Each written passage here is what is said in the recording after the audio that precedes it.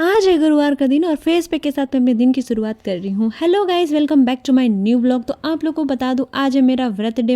गुरुवार का व्रत मैं पिछले 3 साल से कर रही हूँ और इस दिन में साबुन का इस्तेमाल बिल्कुल भी नहीं करती हूँ। तो मैं हो जाती हूँ नहाकर बिल्कुल रेडी। जैसे ही मेरी नजर मेरे फेस पे पड़ती है, मैं देखती हूँ मेरा चेहरा तो बिल्कुल ग्लो कर रहा है। ये फेस पैक मुझे सूट कर गया, तो खुशी के मारे मैं थोड़ा और ग्लो बढ़ाने के लिए गुलाब जल लगा ले रही हूँ। लेकिन सिर्फ गुलाब जल नहीं लगाया मैंने, क्योंकि आज गुरुवार के दिन में किसी भी तरह का मॉइस्चराइजर या क्रीम का इस्तेमाल नहीं करती हूँ। फिर मैं जल्दी से अपने बालों को सुखाने की कोशिश कर रही हूँ, क्योंकि पूजा में मुझे बहुत टाइम लगता है।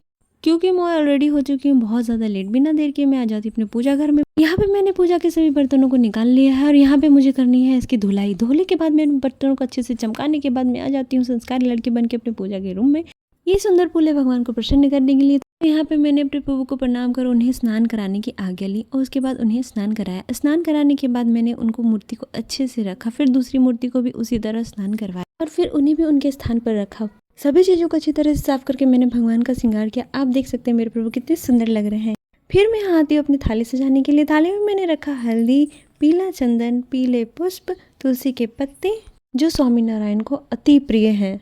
सभी चीजों को थाली में सजाने के बाद आप मेरी थाली देख सकते हैं कितनी सुंदर लग रही है। इसके बाद अब बारी आरती की थाली में स्वास्तिक चिन्ह बनाने की। स्वास्तिक का चिन्ह हमारे सनातन धर्म का प्रतीक है और ये बहुत ही शुभ माना जाता है, तो इसे अपने पूजा पाठ की थाली में या कोई भी शुभ कार्य में जरूर से बनाना चाहिए। अब बारी है पूजा की, तो मैं यहाँ पूजा करने के लिए हो जाती हूँ बिल्कुल रेडी। आप सभी जितने भी लोग मेरी वीडियो को देख रहे हैं, आप लोग गुरुवार का व्रत करते हैं नहीं? अगर करते हैं तो किस तरह से करते हैं, आपकी पूजा विधि क्या है, आप लोग भी मुझसे जरूर शेयर करिएगा। गुरुवार का व्रत मैं पिछले 3 साल से कर रही हूँ और मुझे इसे करने की आदत हो चुकी है। मैंने अपने प्रभु से जो कुछ भी मांगा है मुझे वो हमेशा ही मिला है। अब यहाँ कर रही हूँ मैं बृहस्पतिवार का व्रत कथा, जो कि बहुत ही ज़्यादा जरूरी है। इस कथा के बारे में मैं आपको बताती हूँ। यह कथा एक राजा रानी के बारे में है, जिसकी रानी बहुत ही विचित्र है, क्योंकि उसे अपने ही पैसे रखने में कष्ट होते। वो अपने ही धन को नष्ट करने के लिए भगवान से प्रार्थना करती है, तो भगवान ने उसके सभी पैसे नष्ट कर दिए। तो जब उनके सारे धन नष्ट हो गए तो वो खाने के लिए भी मोहताज हो गए। उसके बाद बेचारा राजा परेशान होकर जंगल चला जाता है और अपने दुखी जीवन को व्यतीत करता है। रानी भी भूख के मारे परेशान रहती है। तो फिर से राजा रानी भगवान की कथा करते हैं, भगवान का गुणगान करते हैं, उनका पूजन करते हैं। तो भगवान उन्हें फिर से राजा बना देते हैं, उनका सभी राजपाट उन्हें वापस कर देते हैं और उन्हें फिर से धनवान बना देते हैं। इस तरह की कहानी हमारे बृहस्पतिवार की व्रत कथा में है। तो अब आगे बढ़ते हैं मेरे वीडियो में। मैंने अपनी व्रत कथा की, उसके बाद मैंने आरती किया। आरती करने के बाद मैं चली आती हूँ छत पे, जो कि हमारा केले के पूजन का विधि है। बृहस्पतिवार के व्रत में केले का पूजन करना बहुत ही आवश्यक माना जाता है और इसके बिना कथा और पूजा अधूरी मानी जाती है। फिर मैंने कर लिया अपना पूजा कंप्लीट और गुरुवार के दिन पीले कपड़े पहनने चाहिए, तो मैंने पीला ड्रेस ही पहना है। उसके बाद मैं अपने बालों को अच्छे से कंघी करने के बाद अपने कंफर्ट जोन में आ जाती हूँ।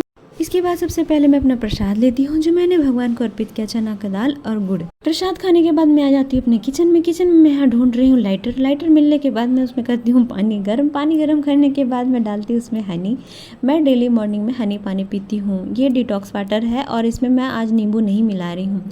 उसके बाद मैंने यहाँ पे रखा कुछ ड्राई फ्रूट। मेरे तो उपवास का सहारा यही है। मैं अपने रूम में आ जाती हूँ बैठ के अपना डिटॉक्स वाटर पीने। उसके बाद मैं यहाँ पे खाती हूँ कुछ ड्राई फ्रूट। तो उधर से आ जाती है मेरी प्यारी सी बहन रूही। रूही को मैंने अपने पास बुलाया, उसे भी खिलाया।